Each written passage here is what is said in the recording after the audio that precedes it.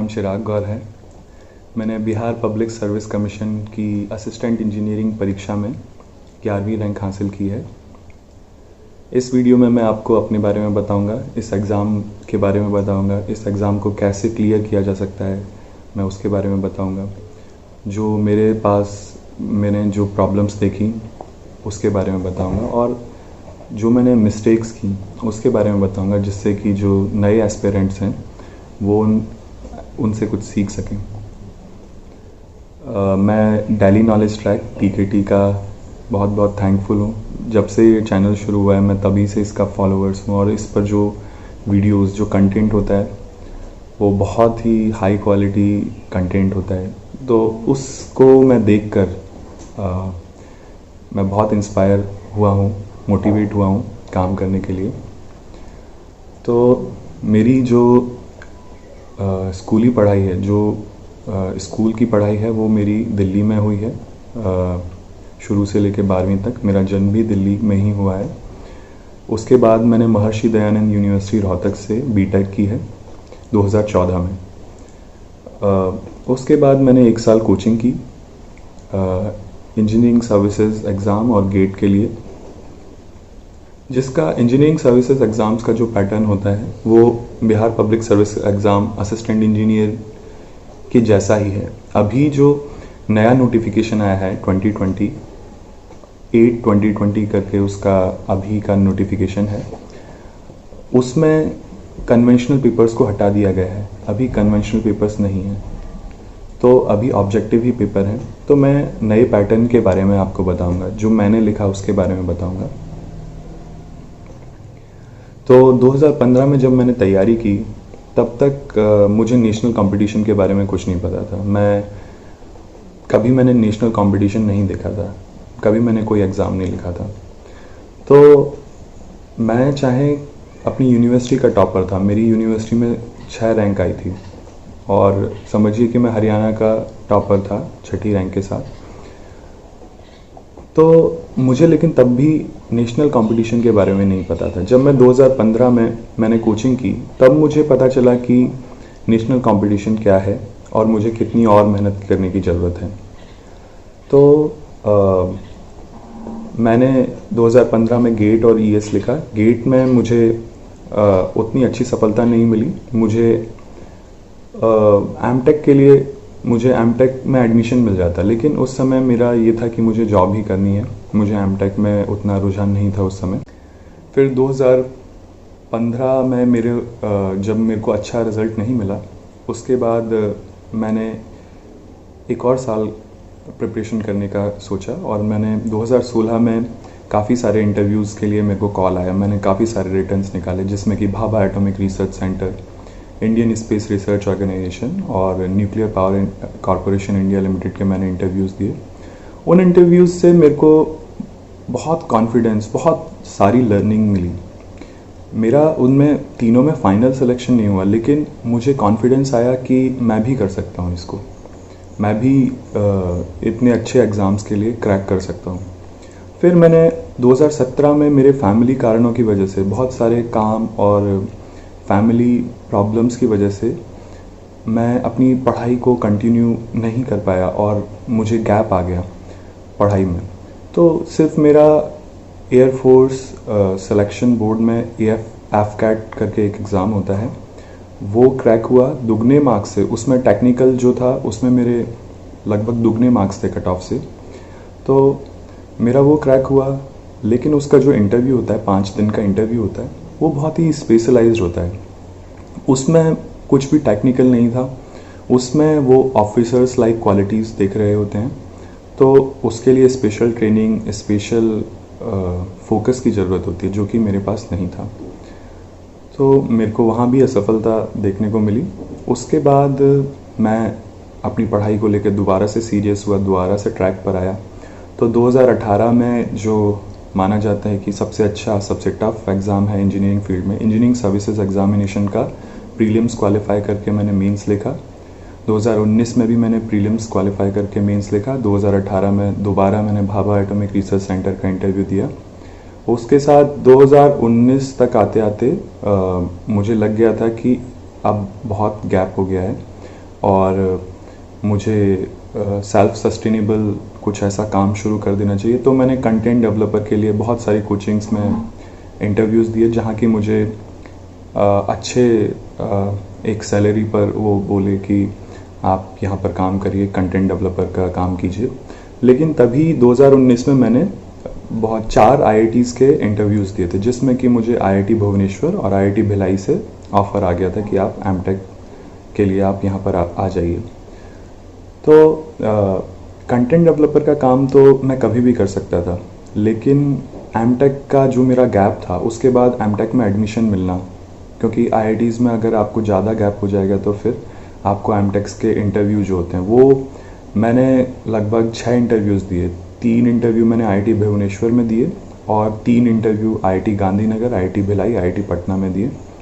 तो उन 6 इंटरव्यूज़ जो थे वो, अगर भारत में सबसे अच्छे टेक्निकल इंटरव्यूज़ की बात करें तो एमटेक फुल्ली 100% टेक्निकल क्वेश्चंस होते हैं। तो उनको फेस करके मुझे जो इंटरव्यू देने की एक टेक्निक होती है, या आपको एरियाज़ पता चल जाते हैं कि इंटरव्यू में आपसे क्या क्या ही वो पूछ सकते हैं।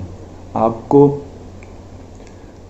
20 से 40 मिनट के बीच में आपको वो ज़्यादा कठिन या कुछ ही ऐसे एरिया बच जाते हैं जिनसे कि वो आपको टच कर सकते हैं। तो मुझे उधर से बहुत एक्सपीरियंस मिला उन इंटरव्यूज़ के द्वारा। फिर मैंने IIT भिलाई में एमटेक के लिए ज्वाइन कर लिया और मुझे अभी 1 साल हो चुका है वहाँ पर एमटेक करते हुए। और जो ये मेरा एग्ज़ाम क्लियर हुआ है, ये 2017 का नोटिफिकेशन था। इसको मैंने मार्च 2017 में भरा था। 2018 अगस्त में इसका प्रिलिमिनरी एग्ज़ाम हुआ था, वो मेरा क्लियर हुआ। फिर अगस्त 5 से 9 अगस्त 2019 में इसके मेंस एग्ज़ाम हुए थे। 9 मेंस एग्ज़ाम हुए थे। अभी इसका जो पैटर्न है वो बदल गया है थोड़ा। इसमें जो मैंने सब्जेक्टिव पेपर्स दिए थे, अब वो इससे हटा दिए गए हैं। अभी जो इसमें है फुल्ली ऑब्जेक्टिव पेपर है, उसके बारे में मैं आपको बताता हूँ, डिटेल आपको बताऊँगा इस एग्ज़ाम के लिए। और इस एग्ज़ाम को आप कैसे अप्रोच कर सकते हैं वो अभी हम आगे बताते हैं। अब मैं इस एग्ज़ाम के पैटर्न के बारे में बताता हूँ, एग्ज़ाम सिलेबस और एग्ज़ाम का पैटर्न। तो जब मैंने ये एग्ज़ाम लिखा है, जो मेरा जिसमें मैं क्वालिफाई हुआ हूँ, तब इस एग्ज़ाम में कन्वेंशनल क्वेश्चंस जैसे कि सब्जेक्टिव क्वेश्चन जिसे बोलते हैं वो भी आते थे। लेकिन जो अभी इसके नए नोटिफिकेशन हैं, उससे वो कन्वेंशनल पेपर हटा दिए गए हैं, अब वो इसमें नहीं है। तो अब इसके ओनली आपके 6 ही पेपर हैं। इसमें कोई प्रिलिमिनरी एग्ज़ाम नहीं है, सिर्फ एक ही मेन एग्ज़ाम है। उसमें आपके 6 पेपर्स हैं, जिसमें से जो हिंदी और इंग्लिश है, 2 जो पेपर हैं वो क्वालिफाइंग हैं, कंपलसरी हैं। वो बहुत इजी लगते हैं मुझे। मतलब जब मैंने उनका पेपर का पैटर्न देखा, पुराने सालों के paper, previous year questions download किए, तो मुझे हिंदी और इंग्लिश की तैयारी करने की मुझे ज़रूरत महसूस नहीं हुई अपने लिए। जब आप भी उनको डाउनलोड कीजिए और उनको देखिए कि उसके लिए आपको 33 मार्क्स आ सकते हैं कि नहीं आ सकते हैं। आप सेफ्टी के लिए उसमें 50 मार्क्स मान के चलिए। लेकिन मुझे लगा कि मैं बिना पढ़े भी उसमें 70 मार्क्स ला सकता हूँ दोनों एग्ज़ाम्स में। तो वो ओनली क्वालिफाइंग थे, कंपलसरी थे। तो वो आपके शुरू के 2 एग्ज़ाम होंगे। फिर बचेंगे आपके 4 एग्ज़ाम, जिसमें से कि जो कंपलसरी हैं उसमें अभी 2 एग्ज़ाम बचेंगे, जनरल स्टडीज़ और जनरल इंजीनियरिंग पेपर। ये दोनों 100 मार्क्स के एग्ज़ाम हैं। इनके जो मार्क्स हैं वो आपके फाइनल मेरिट लिस्ट में जुड़ेंगे। फिर इसके बाद आपके ऑप्शनल पेपर आ जाएगा, ऑप्शनल पत्र जो है, वैकल्पिक पत्र। उसमें आपको मैकेनिकल इंजीनियरिंग पूछा जाएगा। उसमें पेपर 1, पेपर 2 होंगे, 2 पेपर होंगे, फुल्ली ऑब्जेक्टिव पेपर होंगे और 100 ही मार्क्स के होंगे। तो जो आपका रिटन टेस्ट है उसके टोटल मिला के हो जाएंगे 400 मार्क्स। तो उस 400 में से आप सेफ्टी, इसमें बिहार पब्लिक सर्विस कमीशन के असिस्टेंट इंजीनियरिंग एग्ज़ाम में जब मैंने लिखा है इसको, तब मैंने देखा कि इसमें नेगेटिव मार्किंग नहीं है। तो इसमें आप जितना ज़्यादा से ज़्यादा स्कोर कर सकते हैं आपको करना चाहिए। और इंटरव्यू, जब मैंने इसको लिखा है तो इसमें 100 नंबर का इंटरव्यू था और मेरा जो मेंस था उसमें 700 मार्क्स का कंट्रीब्यूशन मेंस एग्ज़ाम का था। तो अभी क्या हो गया है कि मेंस एग्ज़ाम का कंट्रीब्यूशन आपके लिए इसमें 400 मार्क्स ही बच गया है। तो अभी देखते हैं कि अभी जो नोटिफिकेशन है उसमें मुझे इंटरव्यू के मार्क्स नहीं दिखे हैं कि इंटरव्यू 100 ही नंबर का होगा या प्रोपोर्शनेटली थोड़ा कम मार्क्स का हो जाएगा। तो अभी तो इस स्टेज पर आपको कन्वेंशनल जो मेंस एग्ज़ाम है, कन्वेंशनल नहीं, ऑब्जेक्टिव जो मेंस एग्ज़ाम है उसी के लिए ही आपको मेहनत करनी है। अभी मैं आपको बताता हूँ कि कुछ टैक्टिक्स, आपका सोर्स क्या होना चाहिए बीपीएससी के लिए, और उसके बाद मैं आपको बताऊंगा कि मैंने क्या गलतियाँ करी और मेरे को क्या क्या प्रॉब्लम्स फेस करनी पड़ी। तो एक union public service commission UPSC का एग्ज़ाम होता है, इंजीनियरिंग सर्विसेज एग्जामिनेशन। जो हमारा Bihar public service commission exam है ये बहुत उससे मेल खाता है, उसके सिलेबस से मेल खाता है। आपको अगर मैं सिर्फ एक ही अगर लाइन में आपको बताऊं, जो कि मैंने अपने अभी तक लगभग 6 साल मैं कंपटीशन एग्ज़ाम्स से देखता रहा हूं, तो अगर एक लाइन में अगर मैं आपको बताऊं मेरी लर्निंग्स को, तो आपको सिलेबस और previous year questions first step है। उससे आगे तो बाद की बात है। पहले आप सिलेबस को डाउनलोड कीजिए, सिलेबस को देखिए, और प्रीवियस ईयर क्वेश्चन जो बिहार पब्लिक सर्विस कमीशन के जो मेरे पेपर हुए हैं, 2017 वाला जो नोटिफिकेशन था, या उससे पहले जो 2012 में पेपर्स हुए थे, जब उससे पहले भी जो पेपर्स हुए थे, आप उनको डाउनलोड कीजिए। ऑनलाइन अवेलेबल हैं, आप उनको डाउनलोड कीजिए और उस पैटर्न को देखिए। आप उनके साथ कुछ समय बिताइए, आप उन क्वेश्चंस को पढ़िए, सॉल्व कीजिए। आपको पता चल जाएगा कि कितना समय लिमिट है, 2 घंटे में कितने क्वेश्चंस मिलते हैं। आपको बहुत आइडिया लग जाएगा। मेरा सजेशन ये है कि आपके पास जो क्वेश्चन बैंक है बिहार पब्लिक सर्विस कमीशन का, वो बहुत छोटा है, क्योंकि आपके पास लगभग 3 ही बार के प्रीवियस ईयर क्वेश्चंस अवेलेबल हो पाएंगे ऑनलाइन। तो फिर आपको अगर कहीं से मिल सकते हैं तो, लेकिन मेरा कहने का, मेरे को आपको जो गाइड करना है वो ये है कि अगर आप जो इंजीनियरिंग सर्विसेज के सॉल्व पेपर्स होते हैं वो आपको इजीली अवेलेबल हैं और वो इसी लेवल के हैं और इससे हाई लेवल के हैं। अगर आप उनको समझ के उनको कर लेते हैं तो आप इस एग्ज़ाम में एस कर सकते हैं, बहुत ही अच्छी रैंक ला सकते हैं। तो मैं आपको सजेस्ट करूंगा कि जो भी अच्छा पब्लिकेशन है, जैसे कि जो मेडिजी पब्लिकेशन है, उसकी प्रीवियस ईयर क्वेश्चंस की एक बुक आती है, वॉल्यूम 1 वॉल्यूम 2 करके, इंजीनियरिंग सर्विसेज पेपर 1 पेपर 2 की।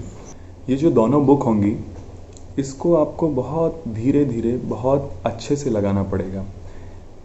ऐसे आप रट के आप एग्ज़ाम लिखने नहीं जा सकते। आपको हर एक क्वेश्चन को समझना होगा कि ये क्वेश्चन क्यों पूछा गया है, और उसको आपके आसपास के पॉइंट्स भी आपको पता होने चाहिए। जो इसमें हर चैप्टर के क्वेश्चंस होंगे, आप पहले सिलेबस देखिए और उस बुक, ये जो मैंने बताया ऑब्जेक्टिव जो बुक्स हैं आपकी, इसमें आप अपने सिलेबस के जो चैप्टर्स हैं उनको जैसे ही कवर करेंगे तो आपको हर क्वेश्चन जब भी आप सॉल्व करेंगे तो उसको समझने की कोशिश करनी है, ना कि उसका आंसर रटने का कोशिश करनी है। और जब आप उसका सॉल्यूशन देखेंगे, आपको मान लीजिए कोई क्वेश्चन नहीं आता है या आपके रेंज से बाहर है, तो आपको अपने क्लास नोट्स में जाना है, अपनी जो भी आपने नोट्स बनाए हैं या आपकी जो बहुत ही नज़दीकी बुक हैं उसमें आप देखेंगे, आप उसको समझने की कोशिश करेंगे, आप उसको रटने की कोशिश नहीं करेंगे। और जब आप इस बुक में इसका सॉल्यूशन देखेंगे तो वहाँ पर आपको 1-2 पॉइंट और एक्स्ट्रा बताए गए होंगे, तो आपको उन पॉइंट्स को भी अपनी मेमोरी में रखना है, क्योंकि अब नया क्वेश्चन जो है वो उसके आसपास ही पूछा जाने वाला है। तो आप उन पॉइंट्स पर अगर आप याद कर लेते हैं तो आपका बहुत बड़ी रेंज, बहुत अच्छी तरह से आपका ये सारा सिलेबस कवर हो जाता है। तो टेक्निकल के लिए मैं यही बताना चाहूँगा कि आपको प्रीवियस ईयर क्वेश्चंस को ही बार बार रिवाइज करना है, उनको अच्छे से समझना है, उनका रेंज पहचान के उसके आगे पीछे के 1-2 पॉइंट्स को कवर करना है। जितना समय है उस हिसाब से, इससे ही आपका बहुत बहुत अच्छे तरह से ये एग्ज़ाम क्लियर हो सकता है। अब आती है बात आगे के पेपर्स की। तो अब हम जनरल स्टडीज़ की बात करें, जो कि आपके गेट के सिलेबस में नहीं होता है, और जो इंजीनियरिंग सर्विसेज का भी जो नया सिलेबस है जो 2017 से बदला था, उसमें भी बहुत नई नई चीज़ें आ गई हैं। Material science, ICT, information and communication technology, ethics आ गया है। तो आपको उतना चीज़ें इसमें बीपीएससी के जनरल स्टडीज़ में नहीं आती हैं। बीपीएससी के जनरल स्टडीज़ में पुराना जो इंजीनियरिंग सर्विसेज का पैटर्न था, जिसमें कि history, polity, basic life science, economy और करंट अफेयर्स मेनली मोटा मोटा यही होते थे। तो इसके लिए मैं आपको सजेस्ट करूँगा कि आपको एक बार तो आपको किसी से वीडियो लेक्चर्स से या अच्छे से वीडियो लेक्चर्स, आजकल जो प्लेटफॉर्म्स हैं उन पर जो भी अच्छे प्लेटफॉर्म्स हैं, जैसे कि पॉलिटी के लिए जिसमें कंसाइज्ड वे में, जो कि सिर्फ इंजीनियर्स के लिए ही जो कोर्स डेवलप किया गया हो, जिस आपको सिविल सर्विसेज या बीपीएससी की जो मुख्य परीक्षा होती है जिससे एसडीएम और वो वाली जो परीक्षा होती है, उससे अलग जो इंजीनियर्स बेस्ड एग्ज़ाम्स हैं उसके लिए जो पॉलिटी पढ़ाई गई होगी, जैसे कि एसएससी जेई के लिए जो पॉलिटी हिस्ट्री पढ़ाई गई होगी। हिस्ट्री में आपको सिर्फ मॉडर्न हिस्ट्री देखनी है, क्योंकि देखा गया है कि इंजीनियर्स से वो सिर्फ मॉडर्न हिस्ट्री, जो हमारा फ्रीडम स्ट्रगल है, वही एक्सपेक्ट करते हैं। पॉलिटी में आपको बेसिक पता होना चाहिए कि पार्लियामेंट क्या होता है, जो भी बेसिक क्वेश्चंस बनते हैं, जो कि आपको एक स्टैंडर्ड एग्ज़ाम, जैसे कि आप जो बिहार पब्लिक सर्विस कमीशन का जो रेंज है वो एसएससी जेई के कंपेरेबल है। एसएससी जेई का जो हिस्ट्री, पॉलिटी, लाइफ साइंस है, अपने में साइंस नहीं है बीपीएससी का पार्ट, तो आप एक बार सिलेबस में देखेंगे ध्यान से, जो इसके समकक्षी, जो कि इसके बराबर के एग्ज़ाम्स हैं, क्योंकि आपके पास बीपीएससी के बहुत कम पेपर्स हैं। इस वजह से आप दूसरे के प्रीवियस ईयर लेके, जैसे कि आप 2017 से पहले जो इंजीनियरिंग सर्विसेज के प्रीवियस ईयर क्वेश्चन होते थे जनरल स्टडीज़ के, उसमें हिस्ट्री, पॉलिटी के बहुत ही अच्छे क्वेश्चन पूछे जाते थे, बहुत ही बेसिक, बहुत ही कॉन्सेप्चुअल क्वेश्चन पूछे जाते थे। आप एसएससी जेई के जीएस के क्वेश्चंस ले सकते हैं। तो इस तरीके से आप जीएस कवर करेंगे, और जो वीडियो लेक्चर्स हैं उनसे आपको एक बार तो नोट्स बनाने ही पड़ेंगे, आपको हिस्ट्री, पॉलिटी, क्योंकि हम जो इंजीनियर्स होते हैं, हमारा जो पूरा एजुकेशन है उसमें कहीं भी हमें ये सब चीज़ें नहीं पढ़ाई जाती, हम ओनली टेक्निकल ओरिएंटेड सब्जेक्ट्स पढ़ते हैं।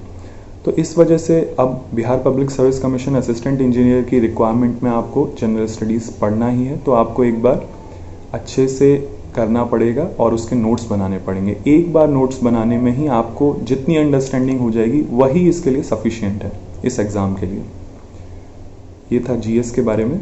अब जनरल इंजीनियरिंग पेपर, जो जनरल इंजीनियरिंग पेपर है वो मैकेनिकल इंजीनियरिंग के लिए मेजरली, आप अगर उस पेपर को देखेंगे, आप उस पेपर को पहले तो एनालाइज कीजिए, उसे डाउनलोड कीजिए, उसमें देखिए कि कितना परसेंटेज मैकेनिकल का पार्ट है। अगर आप सिविल के स्टूडेंट हैं तो आप देखिए कि उसमें कितना परसेंट सिविल का पार्ट है।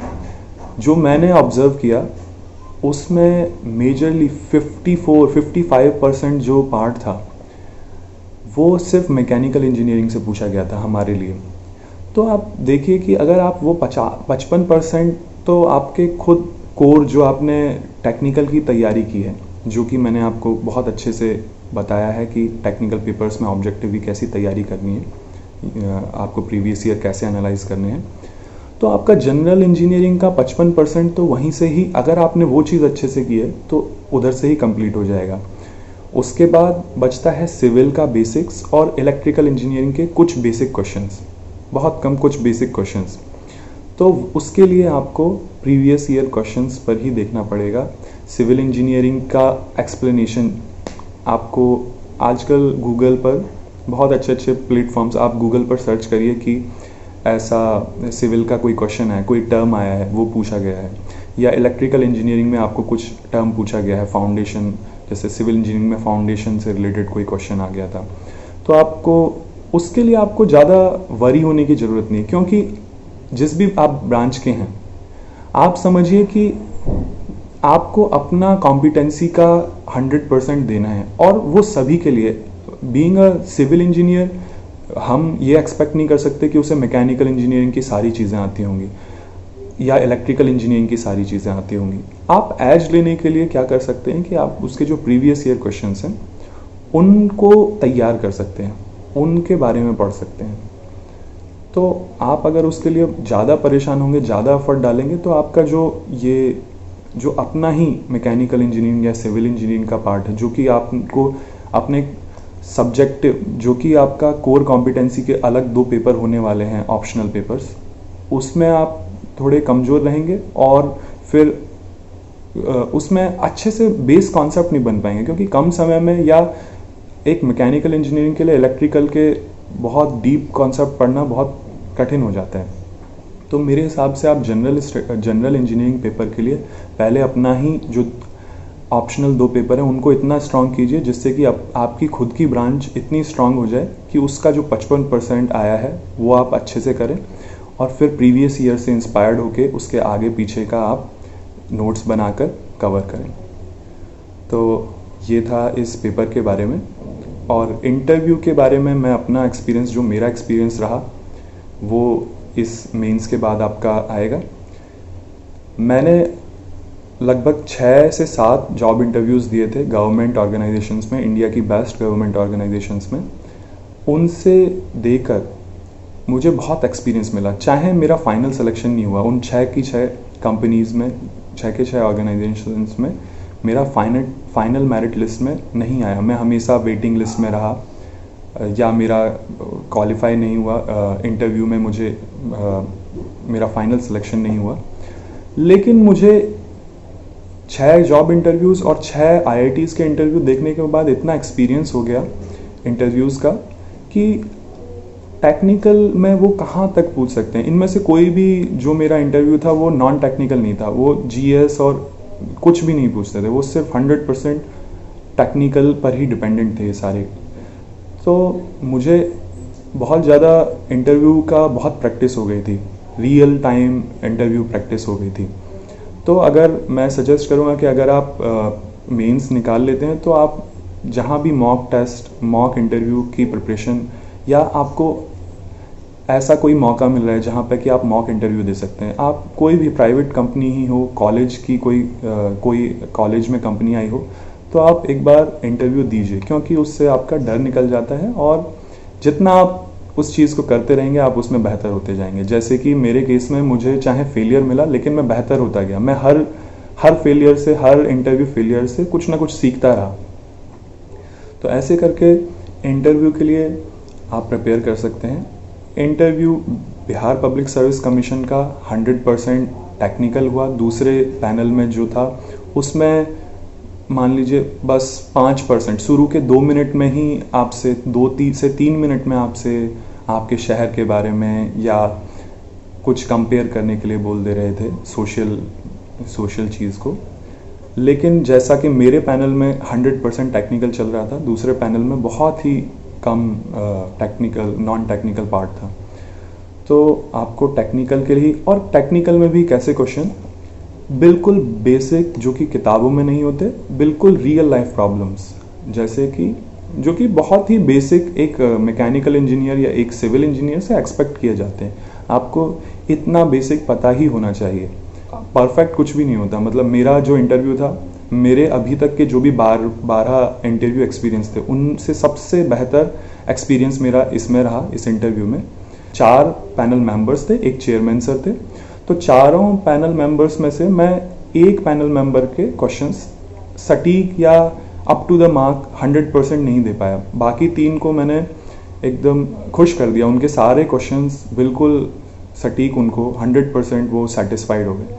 बट एक प्रोफेसर को मैं बिल्कुल सेटिस्फाई नहीं कर पाया। लेकिन इसके बावजूद मेरा जो ये एक्सपीरियंस था, ये सबसे अच्छा इंटरव्यू एक्सपीरियंस था। तो इंटरव्यू में आप ये एक्सपेक्ट नहीं कर सकते कि आपको जो भी वो पूछेंगे वो सारा का सारा ही आपको तुरंत एक क्लिक में, 1 सेकंड में सारा कुछ याद आ जाएगा। तो परफेक्ट इंटरव्यू कुछ भी नहीं होता है। आप 100% एक इंस्टेंट पर आपको चीज़ें याद नहीं आती हैं। तो उन्होंने बहुत ही बेसिक क्वेश्चन पूछे, जैसे कि मैं आपको एग्जांपल दे देता हूँ, 3-4 क्वेश्चंस। उन्होंने पूछा इंडेक्सिंग प्लेट क्या होती है। मिलिंग मशीन में इंडेक्सिंग प्लेट होती है, जैसे कि आपको गियर टीथ्स कट करने हैं तो उसमें इंडेक्सिंग प्लेट से आप उसको फीड देते हैं वन टीथ से नेक्स्ट टीथ के लिए। तो उन्होंने पूछा इंडेक्सिंग प्लेट क्या होती है। हीट ट्रांसफ़र वाले सर ने पूछा, हीट ट्रांसफ़र के पूछा कि LMTD क्या होता है, NTU क्या होता है, NTU की फुल फॉर्म बताओ, NTU होता क्या है, NTU का फार्मूला क्या होता है, LMTD क्या होता है, स्केलिंग क्या होती है। तो स्केलिंग का मतलब आप जो ट्यूब्स होती हैं उनमें इनर में जो कोटिंग जुड़ जाती है उसके बारे में वो पूछ रहे थे।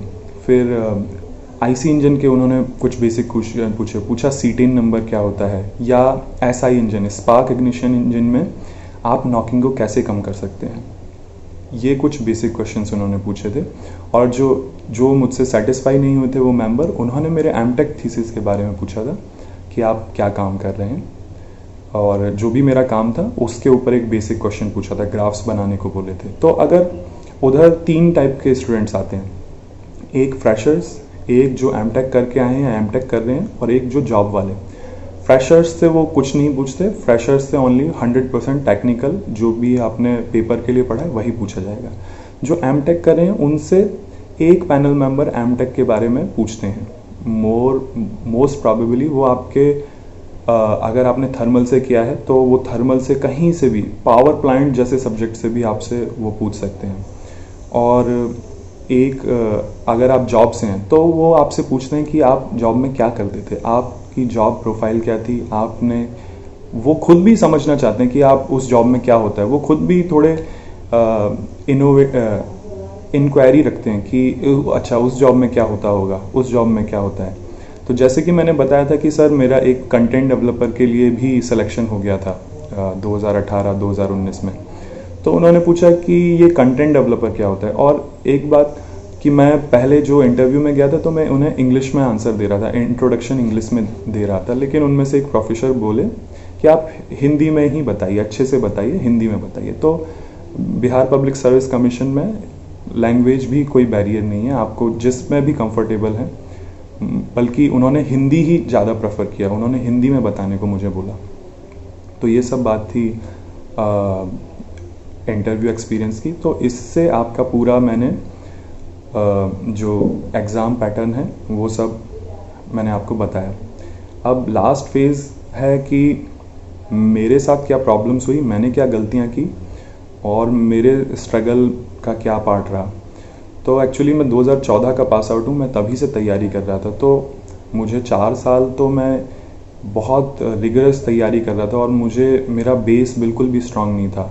और मेरे इंटरव्यूज़ निकलते जा रहे थे, इस वजह से मुझे लगता था कि मैं कर लूँगा। इसलिए मैं एमटेक भी ज्वाइन नहीं कर रहा था, और ना ही कोई फुल टाइम जॉब के लिए मैं कर रहा था। अगर मैं कुछ क्वेश्चन सॉल्व कर सकता था, कुछ दोस्तों को पढ़ा सकता था, सिर्फ वही मैं कर रहा था।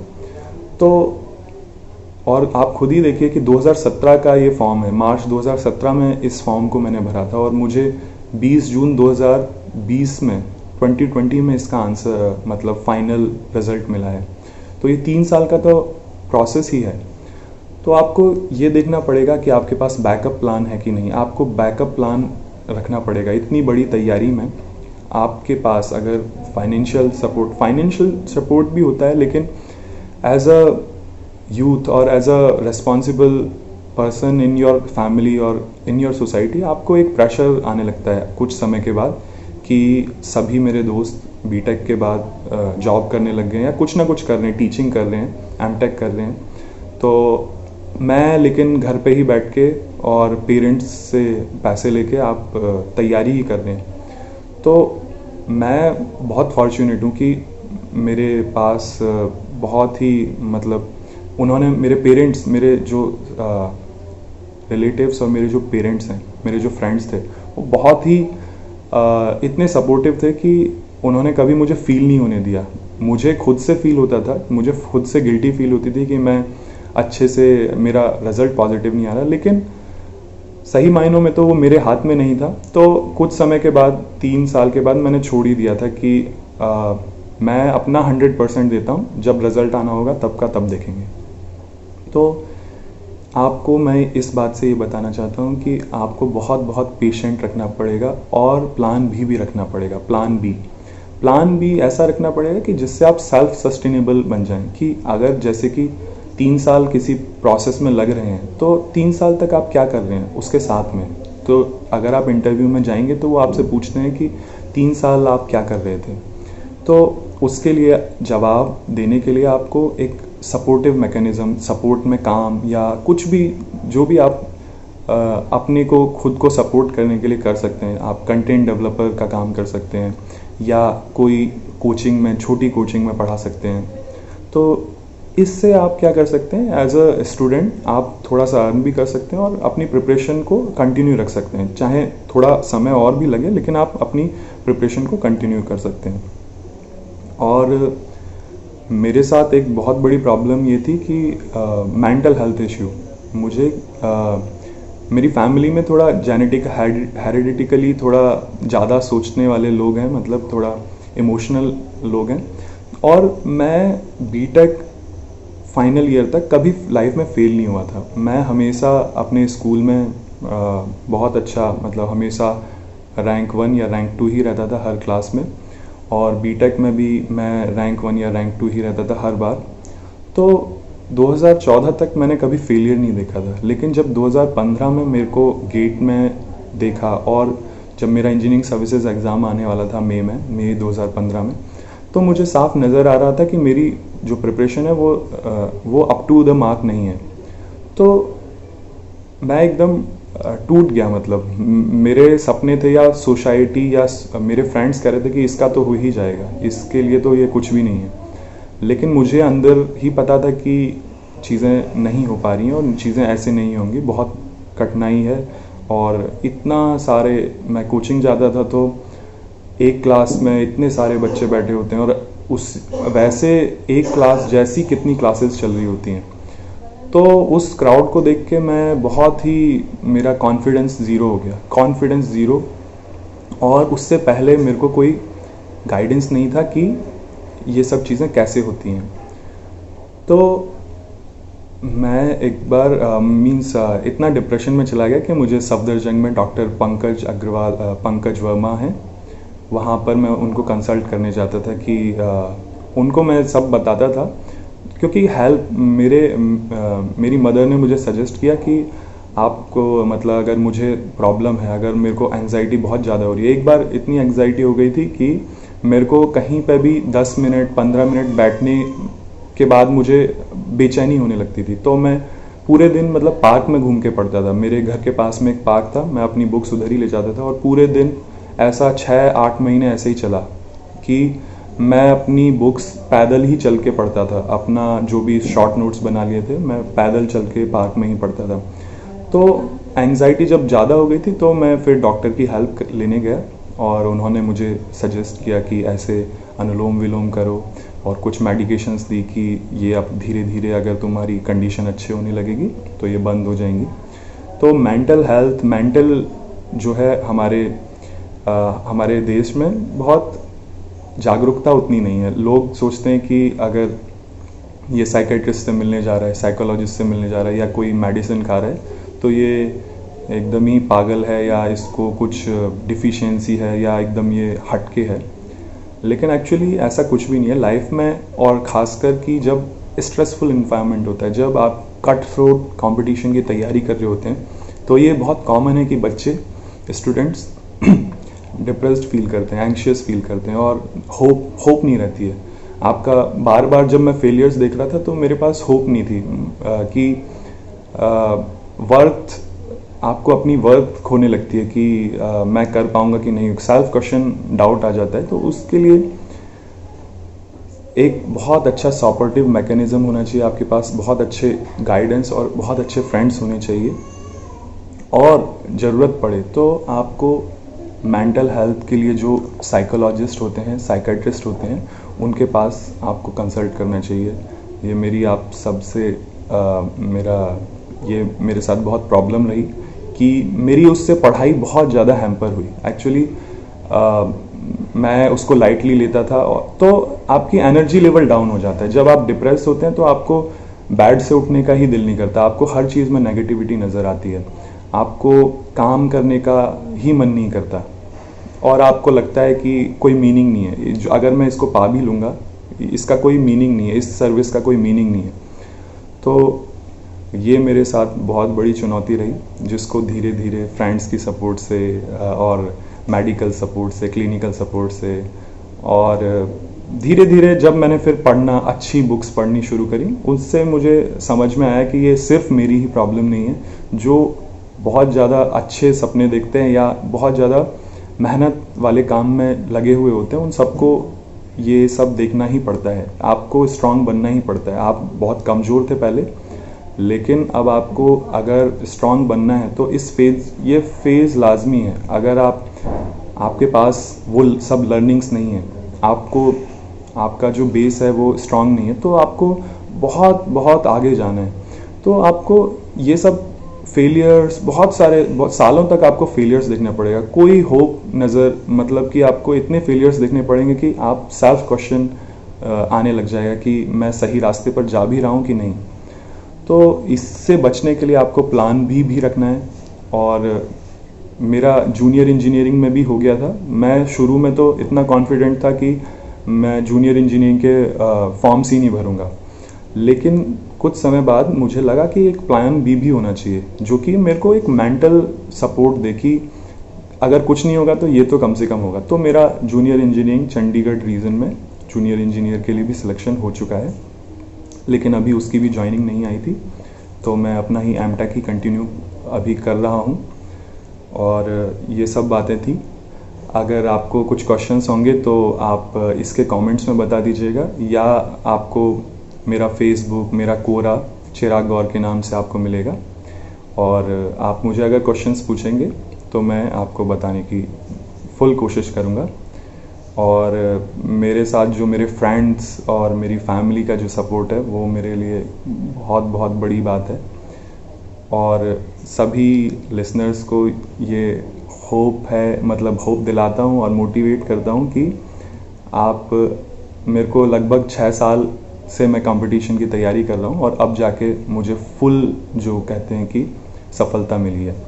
तो आपको प्लान बी रखना है, पॉजिटिव रहना है, आपको एक सपोर्टिव, क्रिएटिव, रिक्रिएशनल हैबिट रखनी चाहिए आपको, जिससे कि आप सस्टेन कर पाएँ, सस्टेनेबल प्रिपरेशन कर पाएँ, कि आप फेलियर को देख के एकदम ही निराश ना हो जाएं। तो इन सब बातों का ध्यान रखिए और डीकेटी के लिए बहुत बहुत थैंक यू।